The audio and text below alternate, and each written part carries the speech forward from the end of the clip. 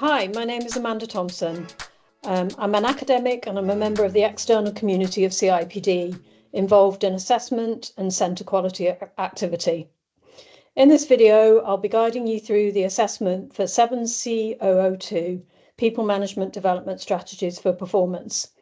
Firstly, I'll provide an overview of the assessment and general requirements at level 7, and then I'll provide some specific guidance on each of the assessment questions. Next slide, please. So yes, as I just mentioned, this is what we might describe as a learner assessment brief. So in this video, you'll learn a little bit more about each of the questions and how best to tackle them. Next slide, please. So in terms of an overview of the assessment, as you know, 7C002 is a core unit of your qualification. This time, the assessment is a case study, and there are a number of questions based on the case study. The assessment is set by the CIPD. It's a national set of assessment questions. There are 16 questions in total, based around the case study, one for each assessment criteria in the unit. But you will only be assessed on 4 questions, and your assessor will let you know which questions you're required to answer in advance. The 4 questions are from different learning outcomes, and each of the 16 questions covers a specific assessment criteria, so one of the 16 assessment criteria. In order to complete your qualification, you must do all of the learning for the unit, regardless of which questions you're expected to answer. Next slide, please. So for each of the 4 answers that you respond to, the 4 answers that you put together, we're expecting around about 1,000 words for each of those. So they carry equal weight. We expect them to be around 1,000 words each, but you put them together in a single document. The overall word count for the document is 4,000 words, plus or minus 10%, and that excludes the references list. So there are penalties around exceeding this word count, so please do bear in mind the word count requirements, and your centre will advise you around the word count. You need to demonstrate good breadth and depth of knowledge and understanding in each of the 4 learning outcomes, and I'll remind you in a second what each of those 4 learning outcomes are, and broadly the indicative content that sits around those learning outcomes. You need to develop an argument, so your answers need to be at level 7, and I'll go over some criteria in a general sense around level 7 in a second. But you need to develop an argument in relation to each of the questions. You need to draw on the case study. So the case study is there for a reason. You're expected to get a full grasp of the case study and answer your questions in the context of that case study, but you're also expected to draw on wider reading and research to support and justify your answers. The primary thing is here that this is a particular kind of assessment that's based on a case study, and answers that fail to refer to the case study are not going to hit the grade. So it's really important that you take in the spirit of a case study assessment and write very much drawing from the case study. You must also cite sources, and these must be credible and authoritative. So what we mean here is that ideally your references will come from peer-reviewed journal articles, from textbooks, from very credible sources where you can be sure of the quality of the citations that you're including. Next slide, please. So in terms of general expectations of learners at level 7, such as yourselves, we expect you to be independent and proactive. So you should use your own initiative to do lit searches, search journal databases, etc., to find materials that are relevant to your qualification. And you need to read widely and be well informed and up to date. So we expect your citations to come, as we said, from refereed sources, from journals, from textbooks, and be authoritative, but also to be current in the information that you're relaying and evaluating within your answers. Having that wide coverage, that reading that you're doing as part of your qualification will make you confident about a topic. It will help you to connect readings with each other. So look at articles side by side, to question what they've said, to look at some of the similarities, to look at some of the differences, to identify the themes that are coming through in those sources of material, and to be critical of those, to think about them, to give them some thought, to make sure that you're being very holistic when you answer your questions, and that you're drawing in information from credible sources and citing those properly using a referencing system. One of the issues that we sometimes see is that students veer off and fail to properly respond to the question as set. So one of the key criteria here and expectations on you as a level 7 learner is that you'll address the question directly. And as it says in the slide here, pay attention to the command verbs. So if it asks you to explain something or to evaluate something or to compare or to assess, then that's what you should be doing. So maybe get your highlighter out, identify those key command words within the stems of the question, within the question themselves, and use that to anchor your answer and go back to that on a regular basis to make sure that when you're preparing your work, that you are addressing those command verbs, you're doing what the question has asked you to do. Some of the questions will have a couple of parts to them. They're not generally identified as an A and a B, for example, but when you look at the questions, there will be sometimes a couple of elements in the question that you need to respond to. And again, when we go through the individual questions, I'll highlight this and what you might do first and then what you would do afterwards and how you would approach that question. But it is important to make sure that you respond to all elements of the question for a full answer. The other thing that I would strongly urge you to do is to demonstrate awareness of the context. So emphasizing again that this is a case study examination, the questions stem from a case study. So I would urge you to read and reread the case study so that you get a really strong feel of the organisation and the scenario that's painted within the particular case study that relates to these questions.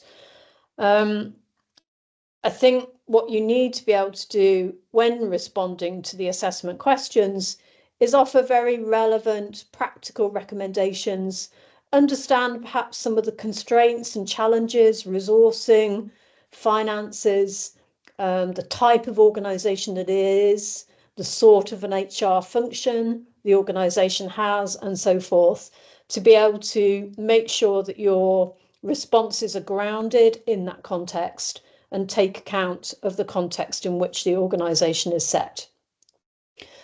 You need to develop a logical argument, so the way in which you present your work and how you structure your response can make a big difference to the quality of the response that you produce.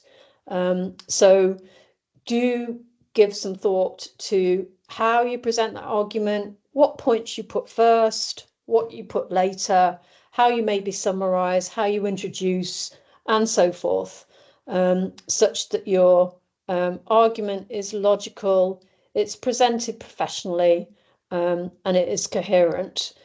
And stylistically, if you could avoid things like, overuse of bullet points, abbreviations, etc., but do also pay attention to the format in which the question is asking you to respond. So sometimes you might be asked to draft a paper, for example, or put together a set of briefing notes. So the question will sometimes lead you in terms of the type of response that is required. Next slide, please. So now we move on to the specific guidance on the assessment questions, on these 16 questions in relation to 7C002. Next slide, please. So just a reminder of the learning objectives for this particular unit. So the first learning outcome is to understand and debate the ways in which people management practices and strategies are connected to organizational outcomes and add value. So here, what this particular learning outcome and the indicative content around this particular learning outcome is requiring you to know and understand and demonstrate familiarity with is what people management practice in contemporary organizations is trying to achieve. What are its major objectives, and how do these align with the organizational strategy? So what degree of vertical fit and horizontal integration, how do they integrate with their culture, their brand, their values, and so on? So what are the objectives, and how do those objectives fit with the organizational strategy and fit with the culture, brand, and values? Looking also at different models of people practice and how these link to effective business performance. So looking at, for example, low road, low cost approaches, high commitment models, etc., how we organize people practice and the models that we use to do that, and what are the relative merits of these models and why might they be used in some contexts and in other contexts a different sort of model be used. The outcome is also concerned with how people management practice leads to employer outcomes and improvements in employer outcomes. So that vital research that goes on linking people management practice to organizational effectiveness, including things like financial performance, customer satisfaction, people outcomes, and so on, things like retention, recruitment, and so on. In terms of learning outcome 2, that's understand current strategic practice in major areas of people management and development work. So this is all about looking at different approaches to people management strategies, how we plan the shape of the workforce, how we might develop and look to plan development activity, how we communicate and implement strategic plans.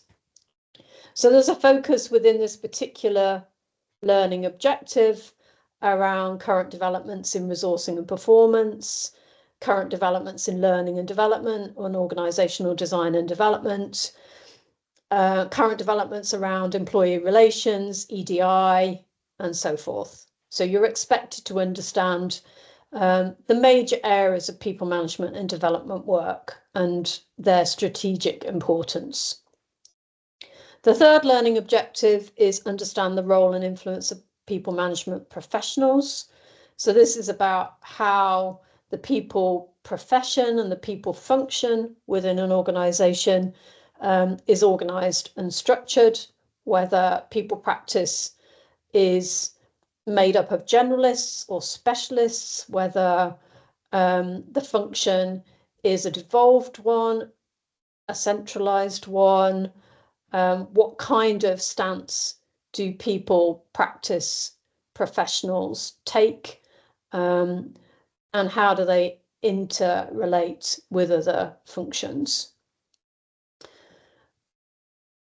In this particular learning outcome, you'll also cover things like ethics and professionalism in people practice, the role of the CIPD, and the way in which technology is having a major shaping effect on the people management function in organizations. And lastly, in this learning outcome, you're expected to know and understand about methods to evaluate people management practices. So one of the assessment criteria there is centered around the evaluation of people management practice and interventions. The final learning outcome 4, is understanding the ways in people management practice varies in different contexts. So here we look at the challenges in different sorts of sectors, how people management practice might vary globally in different international settings around the world. And we expect you to be able to build and maintain an understanding of how people management operates in different contexts. So what you will see as these questions unfold is that each of them relates to a learning outcome, and it relates to a specific assessment criteria within that learning outcome. So the first 4 questions sit with LO1. The second 4 questions relate to learning outcome 2. The third set of 4 questions relate to learning outcome 3, and the final set of 4 questions, so questions 13, 14, 15, and 16, relate to learning outcome 4. In each of the slides as we go through, when I'm talking about each of the questions, there's a reminder of which assessment criteria the particular question refers to, and that's probably quite helpful in anchoring your response. Next slide, please. So the first question is related to learning outcome 1, and it's related to assessment criteria 1.1. And that assessment criteria is explain the major objectives of people management practice in contemporary organizations. So the question is briefly explain the major objectives of people management practice in contemporary organizations. That's a standalone part of the question. And then you're asked to comment on whether the people management practices at Homestead, so that's the case study organization in question, are likely to meet these objectives. And then it asks you to highlight 2 people practices that could be improved to create better value for stakeholders. And it gives you some examples of who the stakeholders may be in this particular scenario. So it's a retail organization. So there are employees, there are prospective employees, there are customers, there are suppliers. And I would argue that they are the key stakeholders that you should be concerned about when responding to this particular question. So there is a general opening task followed by a specific task that's applied to Homestead. So the first part of the question, briefly explain the major objectives of people management practice in contemporary organizations, is a fairly standard element here. And what we're asking you to do is not list, but explain. So what are those objectives of people management practice? We would expect you here to be citing some sources to be able to justify your choice here and why you're stating these particular objectives do exist for people management practice. You're then asked to suggest or comment on whether on how well Homestead's people management practices match up to those major objectives. So here you're getting into the detail of the case study. You're looking for information within the case study about how well Homestead matches up to these objectives of people management practice. So, you may, for example, be looking at, an objective might be around enhancing employee engagement and fostering employee voice, for example. How well do Homestead do that? Do they do it well? Do they perhaps, have a deficit around that particular people management practice. So that's the kind of work you're doing in the main body of your response here. How well do Homestead, the case study question, match up to those objectives that you've evidenced and justified from your reading around the key objectives of people management practice in contemporary organisations? And then what you need to do is to highlight 2 practices that could be improved. And I think once you see and read the case study and have sight of that, you'll realise that there's several areas in Homestead where people management practices fall short of meeting those objectives. So there's a huge range here that you could draw from to highlight how improvements could be made.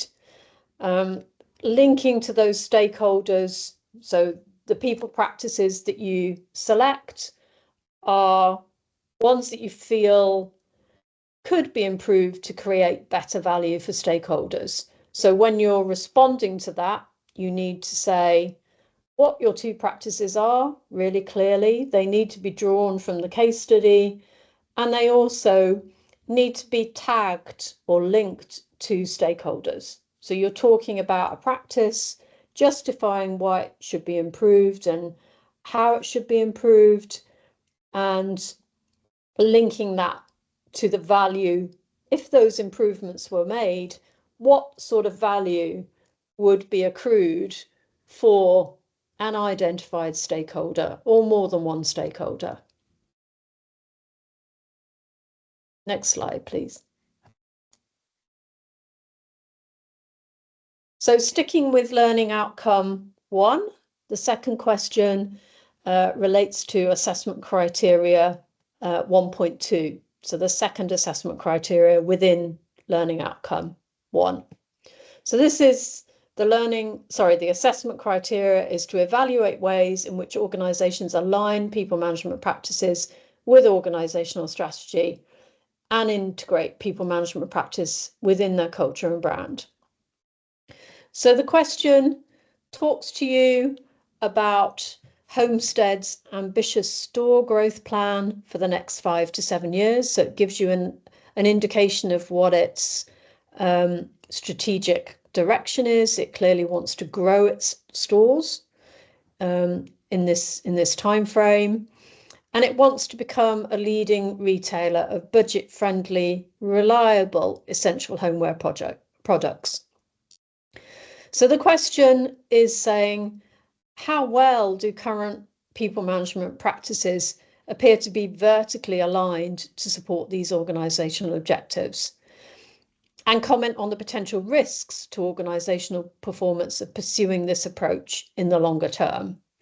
So it's asking you to dive into the case study again and to look at the people management practices that Homestead has vis-a-vis its strategy.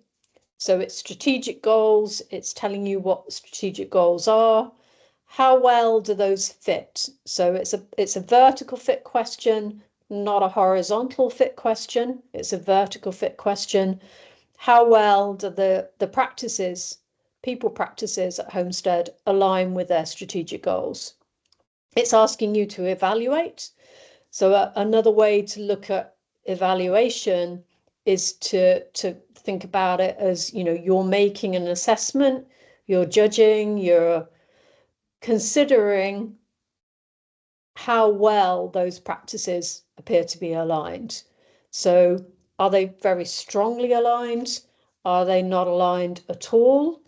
Can you discuss using examples from the case study, this sense of alignment? Is that alignment strong? Is it weak? Why are you making that kind of assessment? You need to show some solid grounds for your narrative, and the best way to do that is to pick out particular elements of the strategy and the direction that the organisation is headed in, what are its goals, and examples of misalignment or alignment from the case study as you read it. Now, with any case study, it's a couple of sides long, it's not extensive. So there may be cases where you need to make some assumptions. I would encourage you to be fairly minimal with the sorts of assumptions that you make, because we don't want you to be elaborating and going off piste with the case study in particular. But if there are elements that would support and are reasonable to assume from what the case study says, then it is acceptable to make some minimal assumptions if they're necessary for your particular answer. I'm not saying that they are in all cases, but if they are, then state those clearly and respond accordingly. But we do discourage you from adding to the case study ad infinitum. So be very sparing if you do make an assumption, and state that assumption.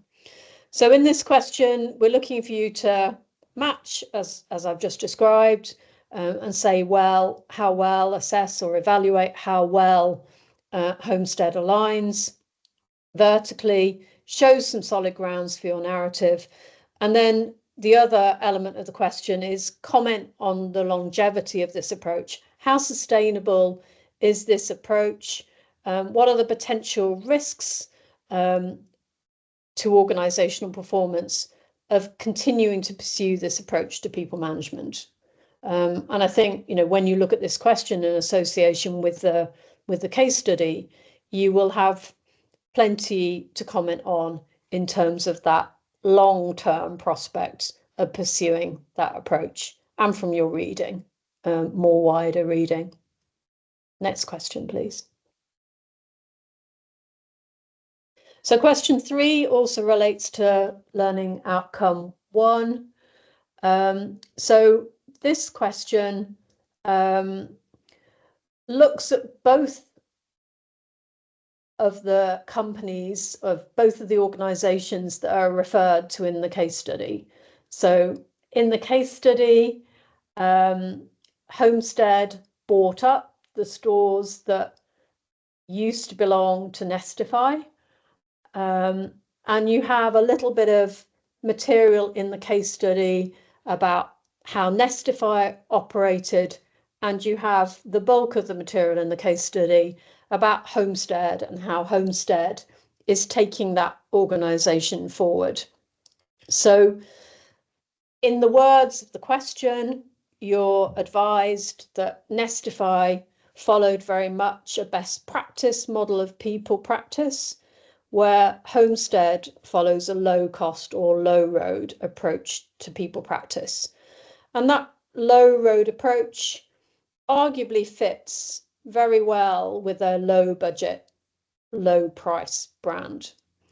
So what this question here is asking you to do is really to compare or examine the relative merits of the different models of people practice adopted by the two organisations that are represented within the case study. It requires learners to show familiarisation with different theoretical models of people practice and look at the relative merits of each.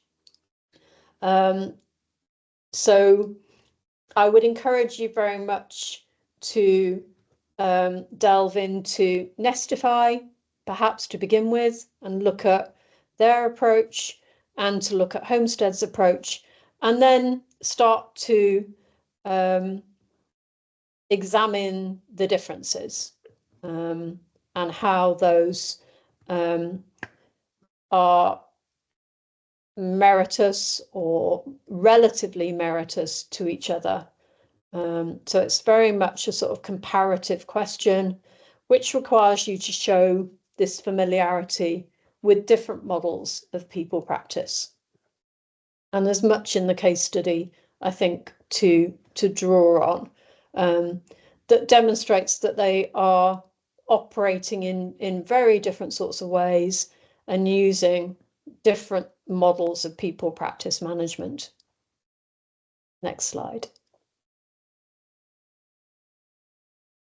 So question 4 has a fairly long stem, but it's talking about some of the concerns that the new head of HR has at Homestead.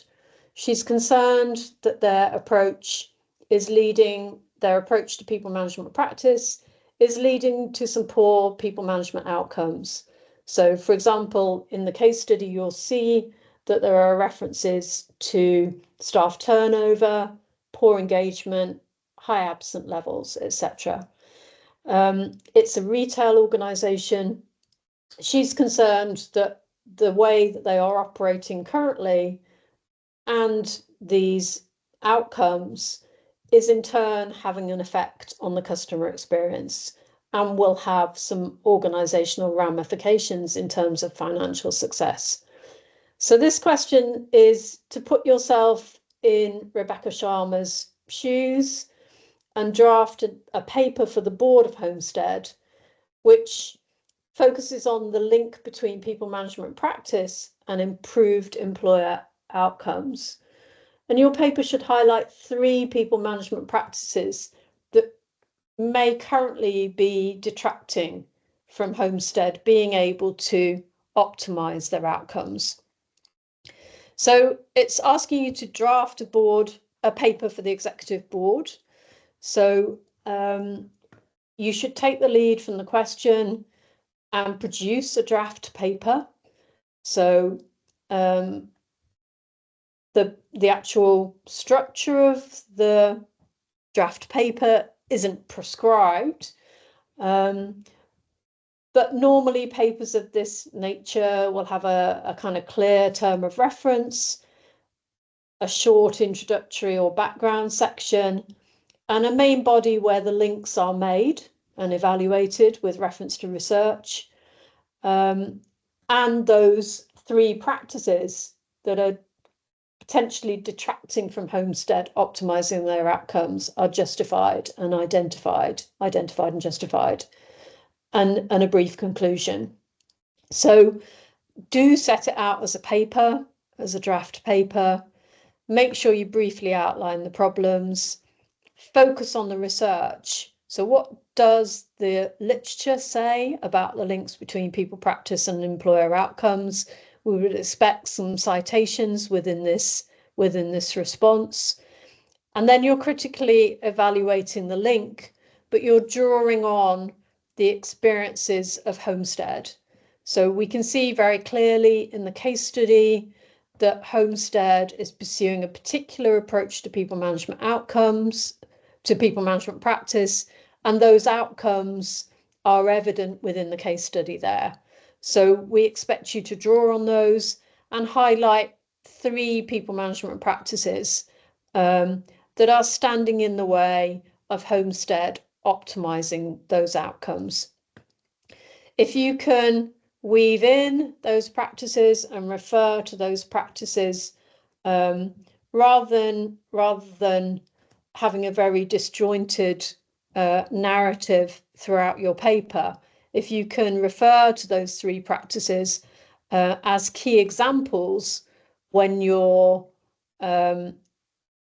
drafting the paper and evaluating the link, the theoretical link, if you can draw in those 3 practices in that narrative, then I feel that will lead to a stronger answer.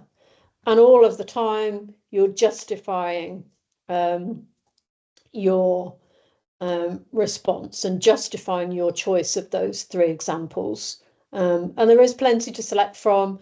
Again, when your tutors are marking this paper, your list or your 3 practices may be very different to your fellow learner, and that's okay, as long as your practices are drawn from the case study and can be justified and are justified within your response. Next slide, please. So now we move on to assessment criteria 2.1. So this stems from learning outcome 2. And so the next set of questions here relate to learning outcome 2. So this is around a particular people management strategy. It's looking at workforce planning within Homestead and the extent to which it's fit for purpose and robust. So we know that Homestead is a retail organisation. We can assume, and it very much says within the case study too, that there are seasonal trading peaks. We can assume that those are at Christmas, they're at Easter. They might be very dependent on the house market, for example, because Homestead sells homewares. So we know a little bit about the context of the organisation from the case study, and you're expected to draw on that. But you're also expected to show your knowledge and understanding of good practice in terms of people management strategies. How should people management practitioners go about workforce planning? Is the approach that Homestead is using fit for purpose and robust? And how might you set around improving workforce planning in the organisation? So very much draw on the case study material, as in all of these questions. You can make some reasonable assumptions, as I stated earlier, as long as these are stated and don't alter the essence of the case study. Very much consider the context, understand what they're trying to do, and clearly the strategic plan for growth. The organisation wants to open some more stores in the next 5 to 7 years. Workforce planning is clearly going to be a critical process in making sure that that plan comes to fruition and the right numbers of staff are in the right place at the right time to fulfill that ambition. So look at models of workforce planning, how workforce planning should be conducted, and consider how fit for purpose Homestead's approach is. I think you'll find when you're looking at the case study that there are indications that it's not quite as robust as it should be. But it's up to you to draw that out and to look at what we know about the organisation, what we know about some of the potential failings in that process. And then what you're required to do is look at techniques to improve workforce planning. So we expect that to be very research informed, that you're drawing on your wider reading, but you're also putting in place practicable, workable solutions that work in the context of this particular organisation and what we know about its operation and also about its strategic plan. Next question, next slide. Thank you. So question 6 moves on to look at another people management practice, and that is recruitment and selection. So it fits in that assessment criteria around evaluating current developments in the field of resourcing and performance management. But here it's focused on recruitment selection. So again, drawing on the case study, there is a general task followed by an applied task specific to Homestead. So the first part of the question is requiring you to evaluate current developments in recruitment and selection. Be very clear in terms of what is recruitment and what is selection, and do try, although they're very integrated activities, they're not the same thing. So you might want to look at current developments in recruitment, current developments in selection, and make sure your terminology is accurate in terms of those activities. And then, so when you're looking at current developments in recruitment selection, draw on contemporary sources So it's looking at current developments. So don't go back to, old ways of managing recruitment selection. Look at current developments. Where's it heading? What is happening? What's new in recruitment selection? And I'm sure many of you will draw on some of the developments in technology here to support your answer, but maybe not exclusively. And then we want you here to put forward 3 recommendations aimed at improving the efficiency, reliability, and validity of Homestead's approaches. So this requires some introspection in terms of where the efficiency, reliability, and validity of their processes have room for improvement. So some understanding of what currently is perhaps not working so well for Homestead, and how your recommendations can improve efficiency, reliability, and validity. And necessarily the question requires you to understand what those 3 terms mean in the context of recruitment and selection. So what does efficiency mean? What does reliability mean? And what does validity mean? And make sure that your suggestions are not just suggestions that you have plucked, but they're actually going to add in some way, and you can show in which way they're going to make the processes of recruitment selection at Homestead more reliable or more valid or more efficient, or all of those 3 things. Next slide, please. Question 7 is looking at developments in the field of learning and development.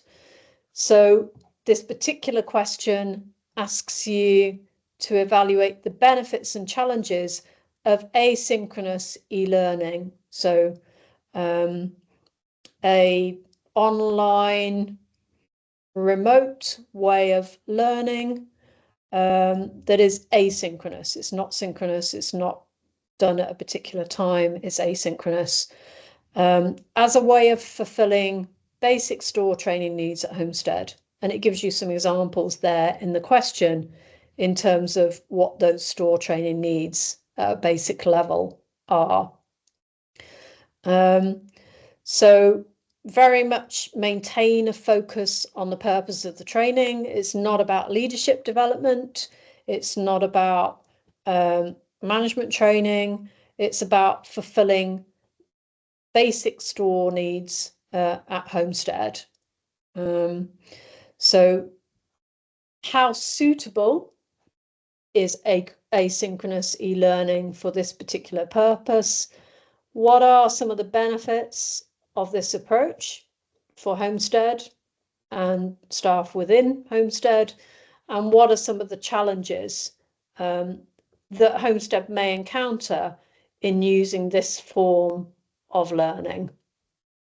You need to develop your argument. You need to draw on research, as is very much the case in all of these questions.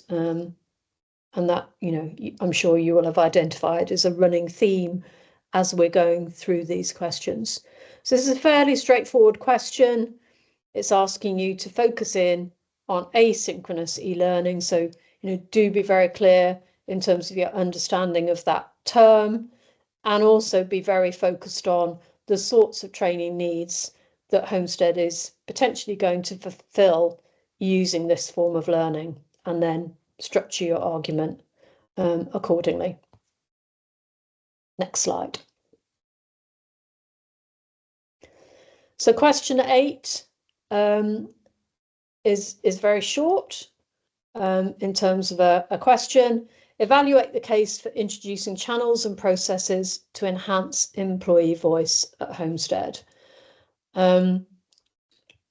You should show some awareness of the extent to which employee voice is currently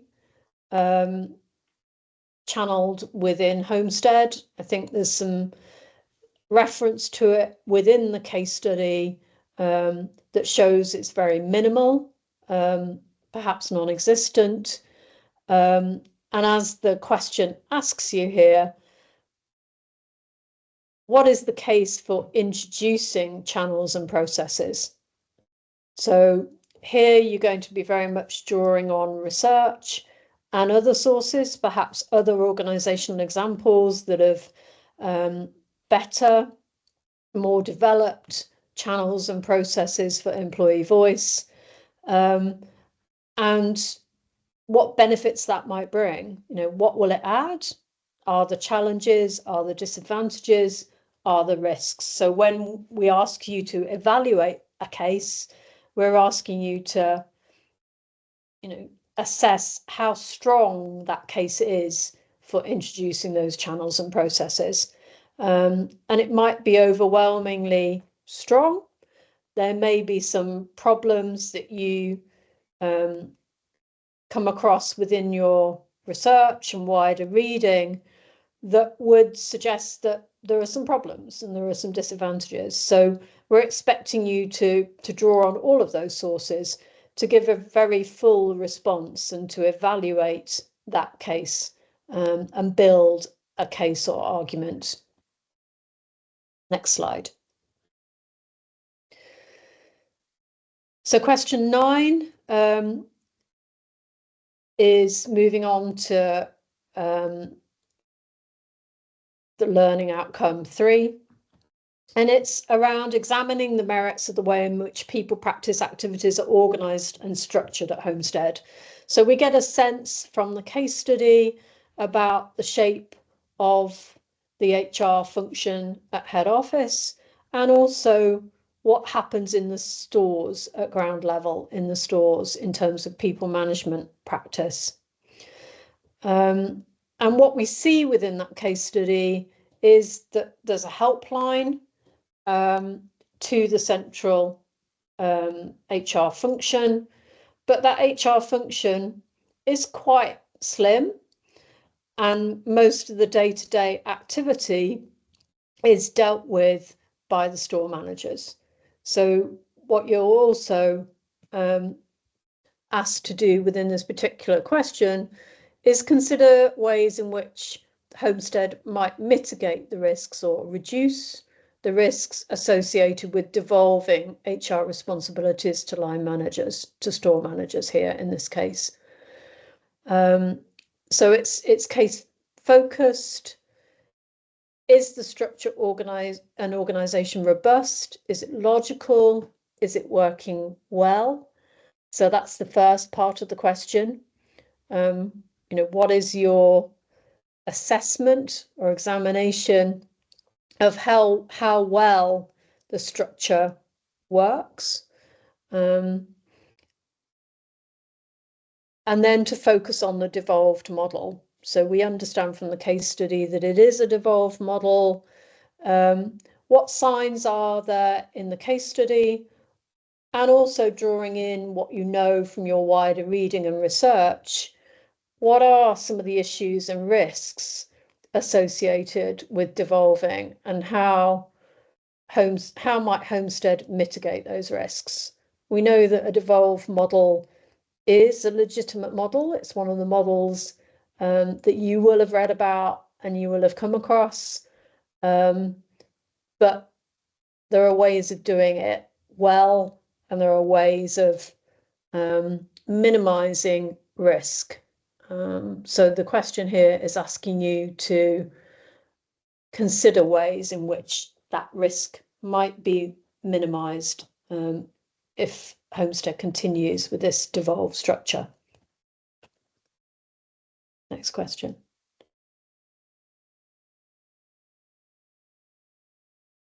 So this question relates to ethics and professionalism in people practice. So here, again, rather like the earlier question, which was a draft paper, this here is a guide to ethical and professional people management practices aimed at the store managers. So you're being asked to prepare a guide. It's aimed at the store managers, so you have an audience. You should bear that audience in mind. And you're asked to critically assess the nature of ethics and professionalism in people practice to reinforce the key themes and points you intend to cover in the guide. So it's a fairly practical task. It's scoping out a guide for store managers around these issues. Very much consider the audience. What will they need to know? What will store managers be doing that potentially could raise ethical concerns? And how should they be conducting themselves? And what does professionalism look like for this particular audience? So it requires you to critically assess the nature of ethics and professionalism. What do these concepts mean? Try not to blur them into one. What does ethics mean? What does professionalism mean? They're very much allied concepts. Who do they apply to? How can they be enacted? And in that guide, you'll have a number of themes that cover ethics and professionalism. What does ethics look like? What does professionalism look like? And what will those store managers be expected to do? How would you guide them from the centre in terms of acting ethically, acting professionally around people management practices? So a fairly practical task there. Next question, please. So this question is asking you to look at technology. So we know that technology is changing very, very rapidly. A key development that we're seeing and hearing about a great deal is robotics, artificial intelligence, and how much more sophisticated that technology is becoming. So this question is asking you to look at how technology is changing the people management function. It's a very general task to begin with. So how is it changing the people management function? Think about the activities that go on in that people management function, and what that people management function sets out to do. How is technology intervening? So think about perhaps, recruitment selection. Think about how it's shaping learning. There are questions earlier on that we've just talked about that are being altered by technology. So think broadly in terms of that people management function and how technology is playing its role in those activities. And then it requires you to draw on the case study itself to think about and identify 3 areas in which Homestead could embrace technology. So how could it better use technology and draw on technology to improve and elevate the quality of people management processes, practices, and outcomes and decisions? So a general task followed by a task that's very applied to Homestead. And you'll need to justify your choice of areas from Homestead, but there's plenty of scope within the case study to draw on. When you're talking about the different types of technology and the different applications in people management practice, we're very much expecting you to draw on established research in the area and practice from other organisations that's published and available and credible. Next question, please. So question 12, we're still here with learning outcome 3 of the unit. So this relates to evaluation of people management practices and interventions, how we set about doing that, the sorts of methods that we can use. So here in this particular question, the new head of HR has considered two types of evaluation methods. She's considering cross-sectional employee focus groups, so drawing on a number of employees from different parts of the organization, maybe different roles, different gender, different ages, etc., a cross-section of employees in focus groups, and also an annual formal employee survey to be able to evaluate people management practices at Homestead. So figure out feedback, how well those practices are landing, some of the operational issues, some of the benefits, etc., that employees derive from those people practices. So your question, and the question you've been asked to respond to here, is to assess these methods. So assessing these two approaches, focus groups, and an annual survey, and how useful are each of these tools and how they could be made more useful.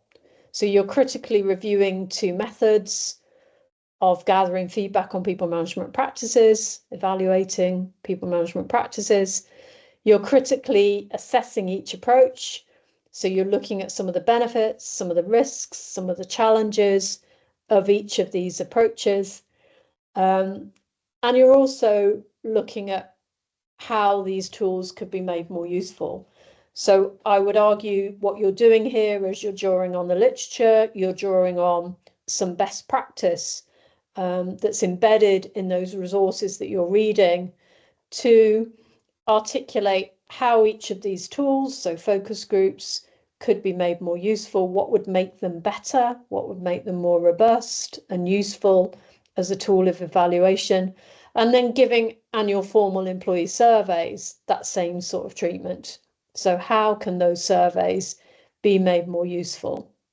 What kinds of qualities do they have to be made more effective, more useful to an organisation such as Homestead? Next question, please. So question 13 is about Homestead building relationships with suppliers or customer groups to understand their current and future needs from a people practice perspective. So it's not about understanding suppliers' needs for, say, better priced products or customers having better range of stock in place, etc. It's more about the advantages of building those relationships to understand current and future needs from a people practice perspective. So in other words, why would building those relationships help Homestead to develop better people practices? Because they understand those customers better. So it's very much about building those relationships. What could they derive in terms of insight from a people practice perspective by building those relationships? Next question, please. So question 14 is a broad question here, very much based on the case study. It's asking you to examine the different issues and people management challenges facing people management practitioners at Homestead and Nestify. And as we established earlier, Nestify and Homestead are quite different organisations. They have different business strategies. Obviously, Nestify is not currently operating, but we do know from the case study how it did operate before it sold. But we also have a wealth of knowledge within the case study about Homestead and the sorts of people management challenges it faces. So it's a question that asks you to draw on the case study and both parts of the case study. A lot of these questions are drawing exclusively on Homestead.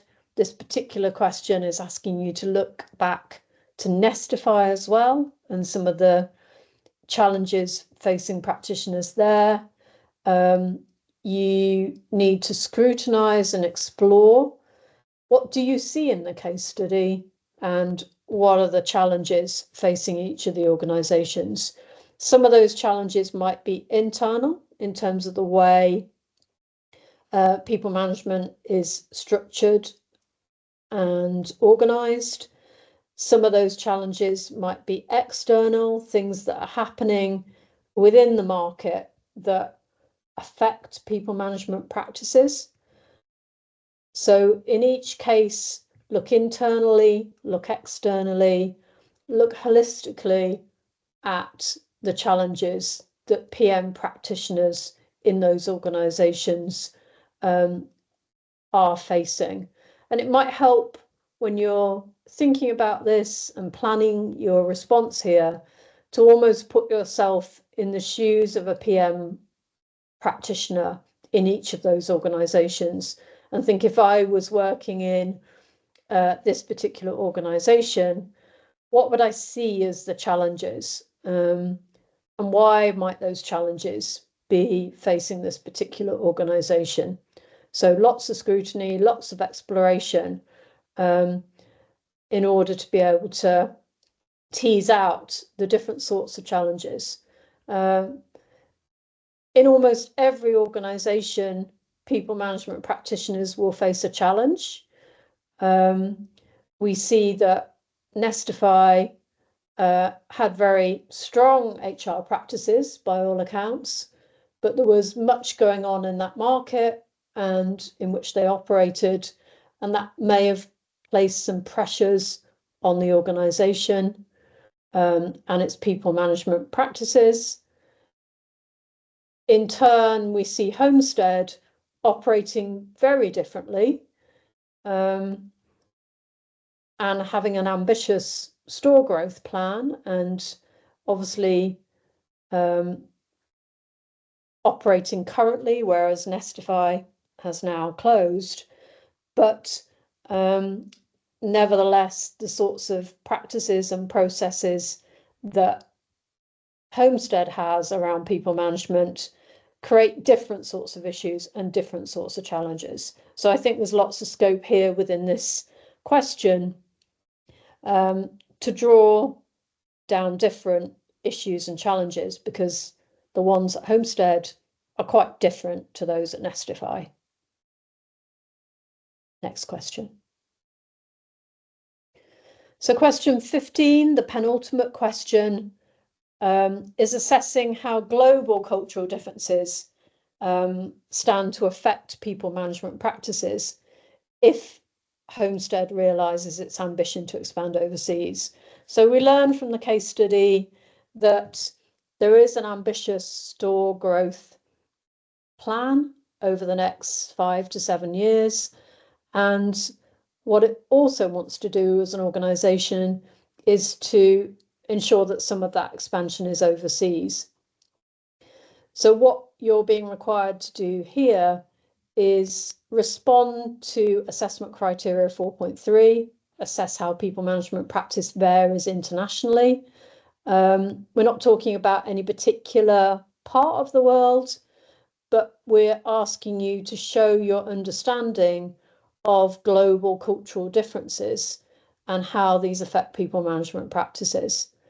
So we might be looking at aspects of culture, language, a number of different areas that you may wish to focus in on to demonstrate your understanding of global cultural differences. How will those shape people management practices?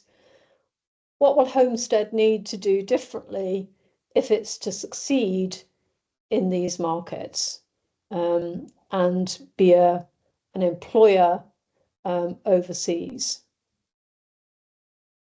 Next question, please. So the last question is all about demonstrating an ability to maintain knowledge and understanding of development relating to effective people management in different contexts. And quite typically for this particular assessment criteria, we pick on a particular piece of published research or new understanding and ask you a question related to that. And this question is no different. So this question draws on a published CIPD report. It came out in December 2024 around the changing face of the youth labour market. So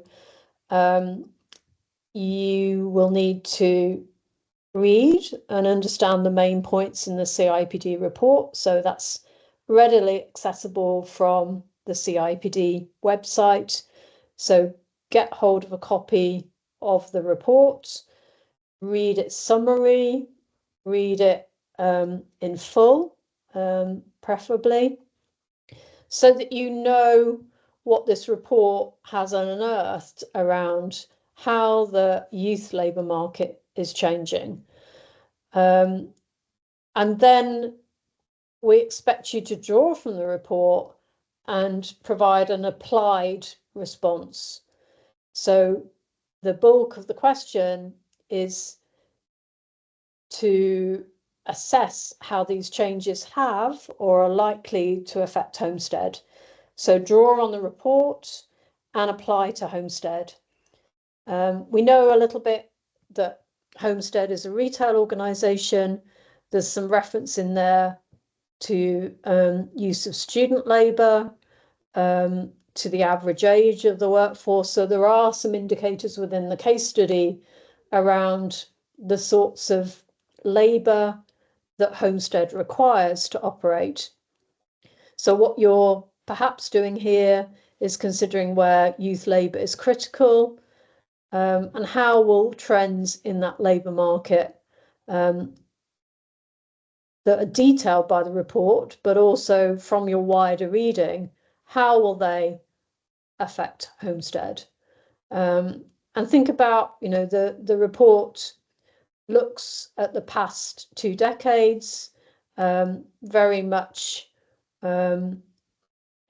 show your knowledge of how that labour market has changed and how it will affect or is already affecting Homestead, drawing on that case study. So that concludes the set of 16 questions. I hope this has been helpful in giving you some pointers in terms of breaking down those questions and how you might best respond to these questions. Thank you very much.